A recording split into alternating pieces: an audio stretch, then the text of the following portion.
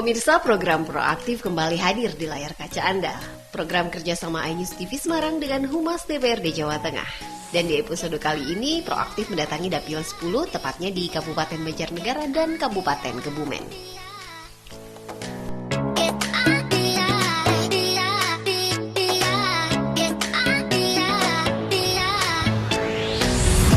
Halo pemirsa, apa kabar? Program Proaktif kembali hadir ke hadapan Anda bersama saya kali ini Dewi Mustika. Dan saat ini saya sedang berada di Desa Bedana, Kecamatan Kalibening, Kabupaten Banjarnegara yang masuk dalam daerah pemilihan 10 di mana ada Kabupaten Banjarnegara, Kabupaten Purbalingga, dan Kabupaten Kebumen. Lantas siapakah anggota Dewan Provinsi Jawa Tengah yang kali ini akan kita dampingi untuk berkegiatan di sekitar dapilnya Kabupaten Banjarnegara saat ini? Ikuti terus kami dalam Proaktif.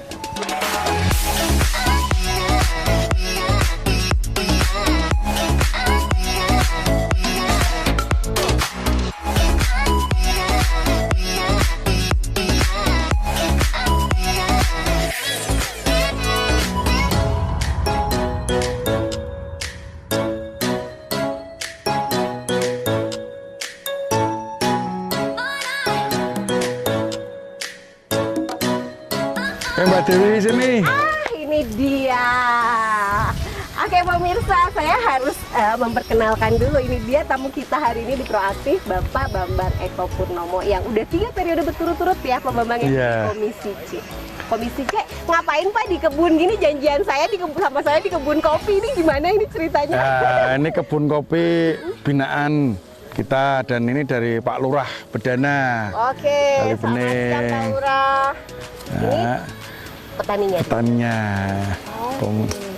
Kalau berbicara kopi itu kan emang lagi viral ya, di mana-mana. Sudah berapa lama sih sebenarnya? Ini kan kerjasama dengan perhutani ya Pak. Jadi ini tanah perhutani yang dikelola sama warga. Di tanaman ada teh, ada kopi, ada bambu.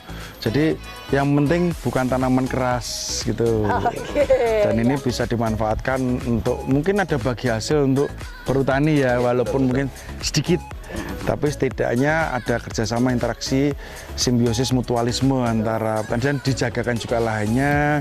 Kemudian juga warga juga menikmati hasil dari mengolah lahan itu gitu. Jadi, ini kan ada rumput gajah juga Mbak. Ini untuk makan ternak. Kalau prinsipnya dari kopi, kopi itu pengembangannya itu memang harus ada naungan.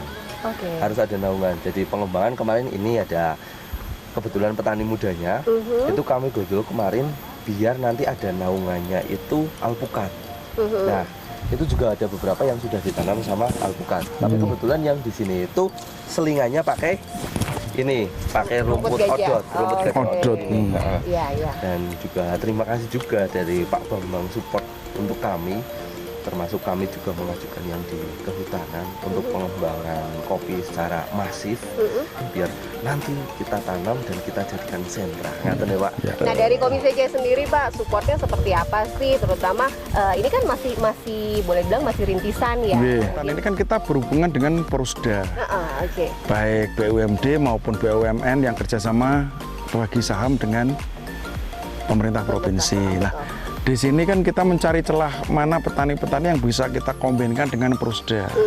Karena Porusda sendiri kan juga harus adanya Porusda kan banyak kerja sosialnya yang harus bekerja sama dengan petani maupun UMKM. Jadi untuk meningkatkan taraf hidup kesejahteraan masyarakat, entah itu petani atau pengusaha UMKM. Jadi kita coba dulu. Kalau kita menawarkan sesuatu tapi kita tidak punya, ya kan berarti sama saja kita halu. Makanya kita buat dulu, kita tata dulu, setelah itu baru kemudian kita tawarkan. Kita punya ini loh, silahkan berhubungan langsung dengan kepala desanya dengan itu gitu. Berarti sebenarnya kalau kita berbicara Desa Bedana ini sendiri potensinya banyak ya Pak ya? Banyak, Bedana itu wisata banyak Mbak.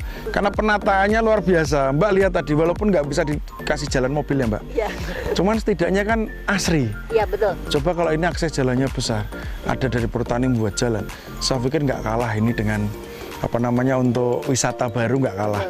Apalagi kita masuk sini suasananya dingin ya Mbak. Dingin dan mungkin nggak akan terganggu Mbak, karena sinyal hilang di sini Mbak.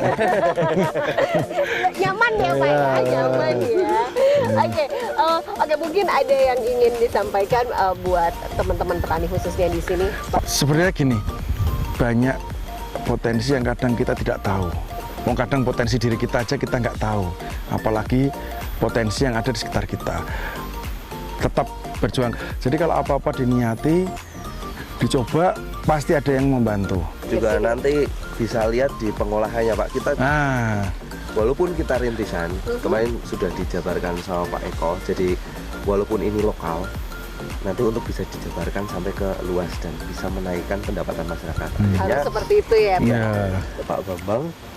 Kemarin kita kerjasama Pak, kerjasama untuk di pengolahan dengan tim dari yang ekspor ke Jerman. Luar biasa. Nah, nanti bisa kita lihat pengolahannya di sana seperti apa. Itu juga masih muda Pak, itu masih muda.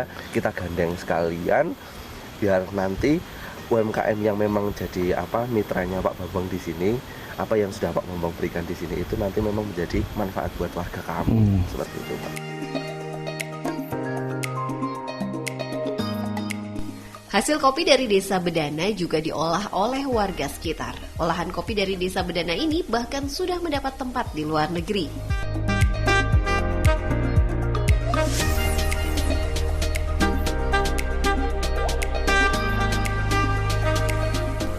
Dari Desa Bedana, kami menuju Desa Cendana.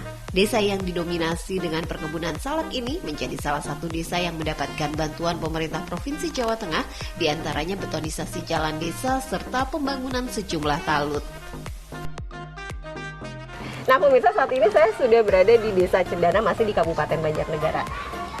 Pak BP, di sini yang saya dengar ada aspirasi dari Pak Bambang sendiri. Boleh diceritain aspirasinya apa aja yang ada di sini? Boleh. Kalau aspirasi ada jalan, ada jembatan. Jalan ini kah? Ya. Jalan ini salah satunya ini bentuknya. Ini langsung tanyakan kepada sumbernya Pak Lurah. Oh, ini Pak Lurahnya ya.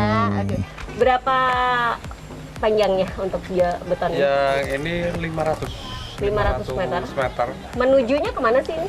Ini menuju ke dukuh sebelah ini, dukuh kelapa sawit sampai dengan dukuh Sidungan. Oke, menghubungkan dua dukuh ya berarti ya. Kita aspirasi tahun 2019. Oke, dan di sini yang saya dengar juga adalah tempatnya salaknya Banjarnegara ya. Iya. Kita mau panen salak. Oh iya. Jalannya lewat sini. Iya. Oke, kita langsung sana ya. Oke.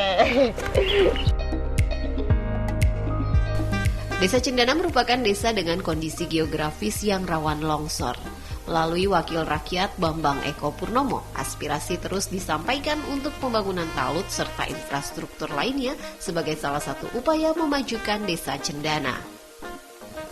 Desa Cendana juga merupakan salah satu desa penghasil salak di Kabupaten Banjarnegara.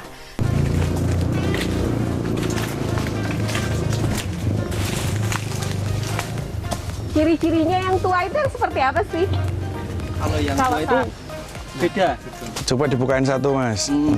Yang bawah itu yang coba biar ngicipi rasanya. Tangannya nggak ada kan, kapalnya nggak kena durinya, udah biasa. Oh, ini ya kita juga. Nah, itulah salak Banjarnegara, Mbak. Kalau Banjarnegara sendiri punya berapa varietas salak? Kalau salak tuh mungkin ini ada satunya ketek. 3. Kan salak lembut ya. Ini. 2 salak ketek yang ada di Oke. Kalau yang satunya lagi salak kelinting. Ini belum matang. Kalau distribusinya ada salak Banjar ini kemana aja? Sudah ada yang ngambil ya? Mentok di Tengkulak. Kan ini tanpa musim ya Pak? Ya. Terus Ya, ada. musimnya ya kalau salak itu ya. Jadi tiap hari ada pasti yang ngirim salak. Kalau untuk wilayah Cendana sendiri total kebun salaknya itu ada berapa hektar? 100 hektar lebih. Itu Karena hanya Cendana ya, hanya Cendana ya. Mayoritas di sini tanaman salak.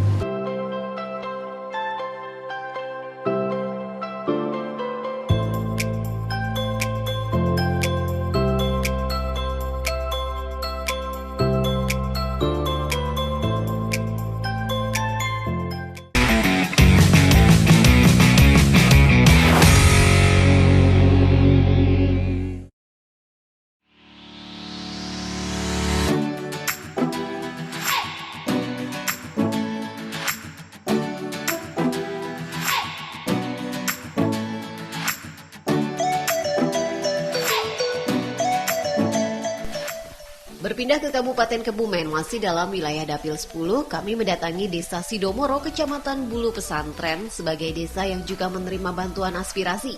Kini desa ini terus mengembangkan dirinya dari berbagai sektor.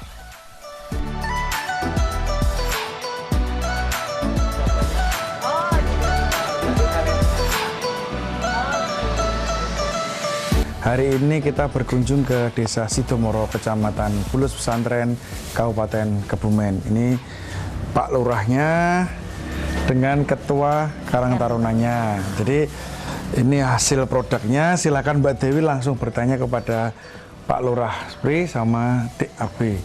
Oke, ini berbahan dasar Sabut kelapa. sabut kelapa. Untuk bahan dasarnya sendiri adalah memang hasil dari desa ini, hasil dari desa ini ya. Desa dan juga mungkin sekitar.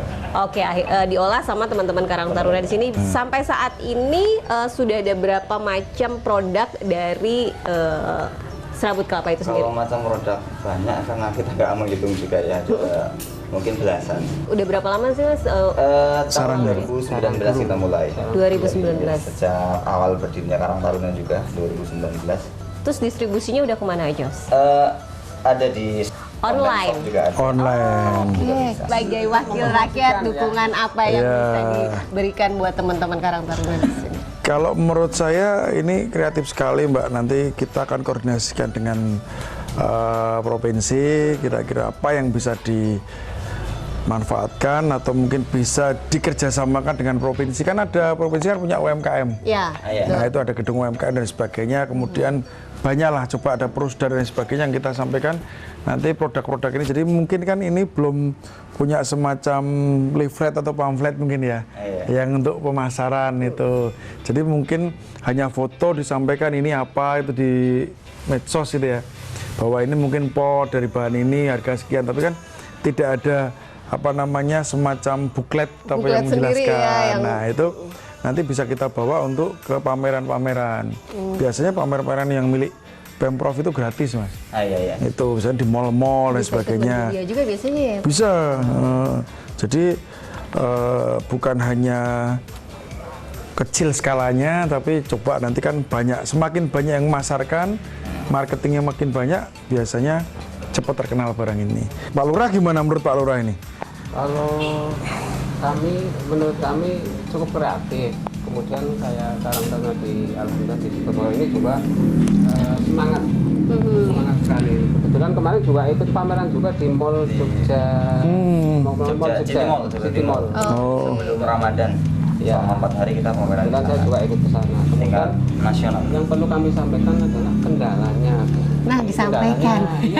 Mumpung ada Pak Bambang. Kali ini ada kunjungan dari Dewan.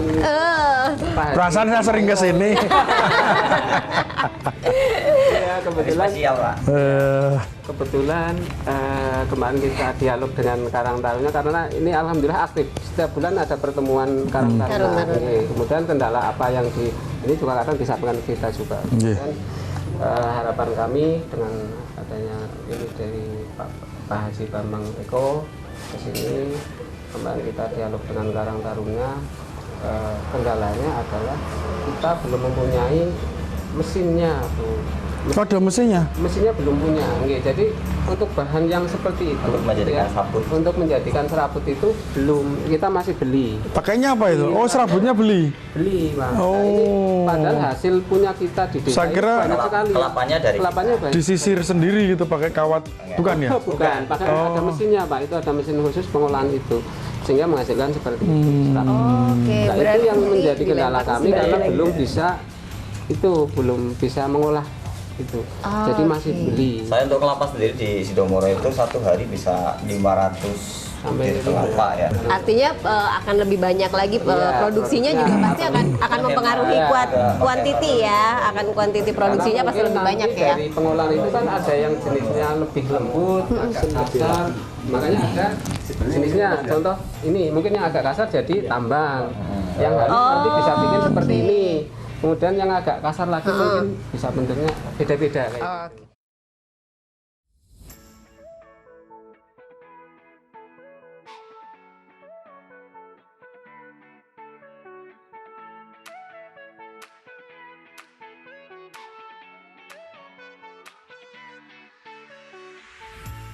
Tak hanya mengembangkan potensi dari sektor kerajinan tangan, kelompok wanita tani di Desa Sidomoro ini juga mengembangkan pekarangan pangan lestari atau P2L sebagai salah satu upaya pemberdayaan perempuan sekaligus meningkatkan ekonomi kerakyatan.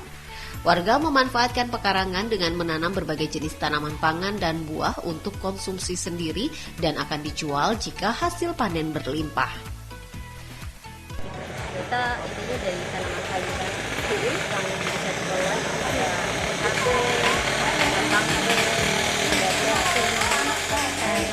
terong, sampai semua jenis tanaman yang bisa dikonsumsi untuk kita. Kalau untuk di sini kami untuk pemasaran dipasarkan.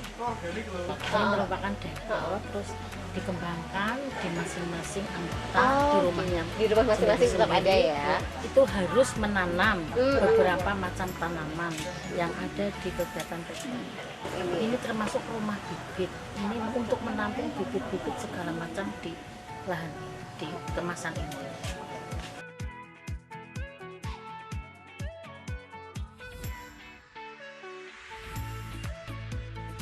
Desa Sidomoro ini juga merupakan desa penerima bantuan berupa lampu penerangan jalan solar cell sebanyak 10 titik pada tahun 2020 dan 12 titik pada tahun 2021. Bantuan kebutuhan talut sepanjang 1 km juga sudah diterima secara bertahap sejak tahun 2019.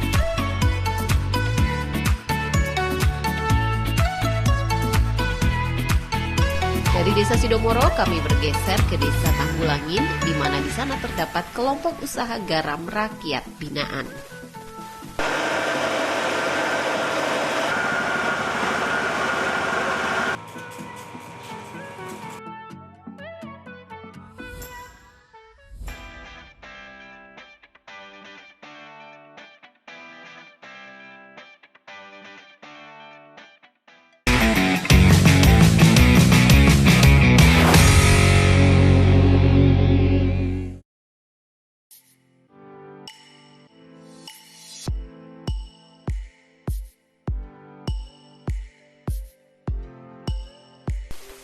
Masih di Kabupaten Kebumen, kami bergeser lagi ke Pantai Kaliratu, di mana di sana terdapat konservasi penyu.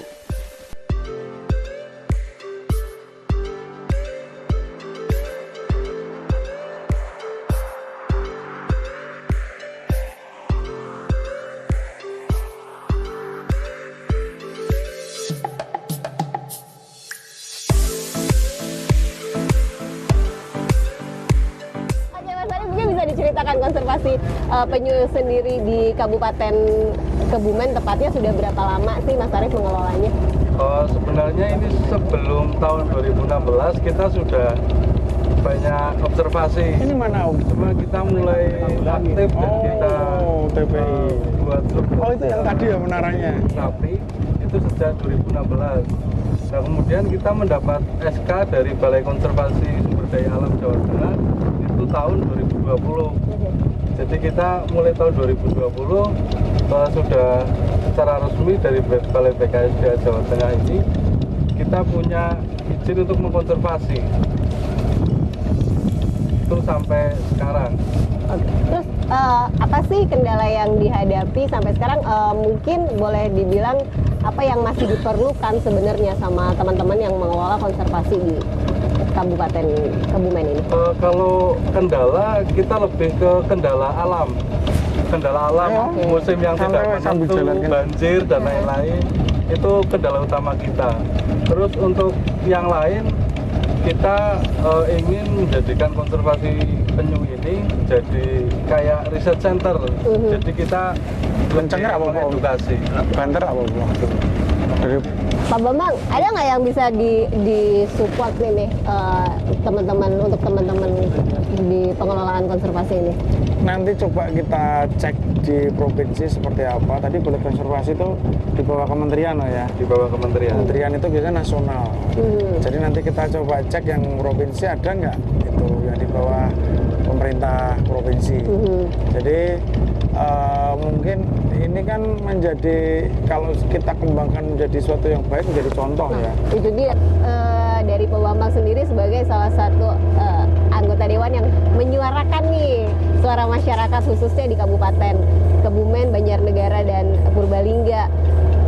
Apa sih yang pingin dikembangkan lagi sendiri dari Kebumen ini sendiri? Sebenarnya kalau kita mau jujur ya Mbak, banyak sekali yang perlu kita kembangkan. Ini kan pantai ini wisatanya kan luar biasa ini. Cuma kan belum tersentuh saja. Tapi kalau anggaran provinsi nggak mungkin. Anggaran provinsi itu cuma 26 triliun, itu pun sudah plus dari APBN. Ini harus APBN yang nyentuh. Sebenarnya kalau mau bicara jujur banyak, cuma tinggal bagaimana sentuhan dari pemerintah pusat. Mungkin ini pantainya belum ada ya Mas. Pantainya masih pantai pasir hitam, belum digarap yang baik. Coba kalau ini mulai digarap baik gitu. Kayak pantai Congo itu udah lumayan terkenal ya. Tinggal ini mungkin sini kan punya lahan pertanian juga ya, sepanjang laut ini banyak. Itu yang lampu-lampu itu kan pertanian Mbak. Oh. Iya toh? Palawija ya. Buah-buahan. Benar-benar sebenarnya potensi di Kabupaten Kebumen khususnya ini sangat-sangat beragam ya Bambangnya.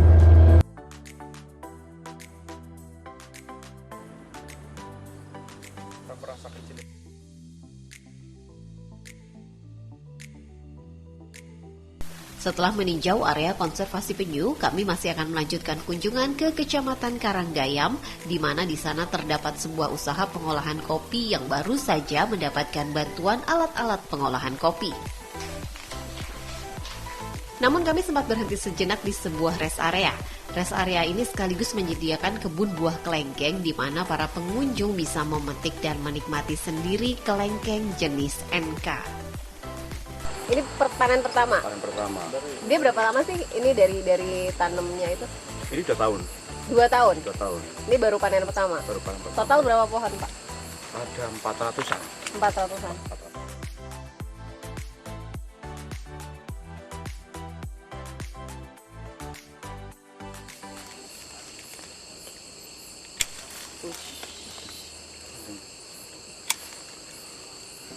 Kelengkeng pingpong bukan? Pingpong apa? Jenis kristal. Kristal. Kelengkeng bisa jadi kristal. Jadi semua jadi kristal katanya.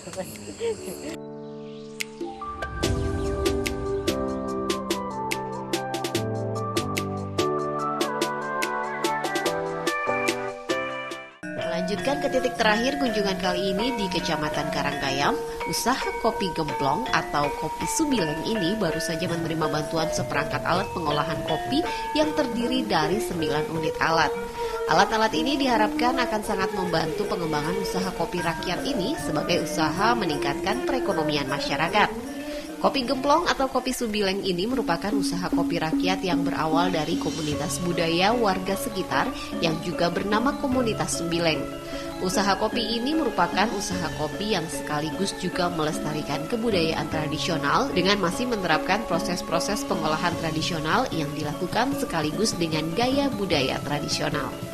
Subileng itu dengan arti sebetulnya itu sinau mengobati kelengingan. Sinau mengobati kelengingan. Dan komunitas budaya ini karena setiap Sabtu Kliwon itu selalu ngumpul seperti ini, mengadakan lurikan, yang namanya lurikan itu lurika tresna. Lurika tresna sambil ngobrol-ngobrol, diskusi dan sebagainya, terus ada ide membuat kopi. Minimal tadinya buat kopi sendiri. Tapi dengan berkembangnya terus langsung banyak yang minta, akhirnya dikemas secara malah jadi ini jadi ya, brand. jadi brand. Oke. Kalau gemplong yang tahu hanya sekitar daerah yang ngapa. Gemplong itu artinya numbuk.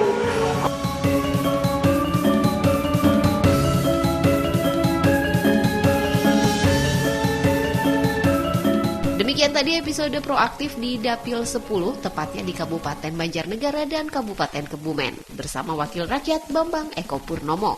Nantikan episode kerjasama iNews TV dan Humas DPRD Jateng berikutnya. Sampai jumpa.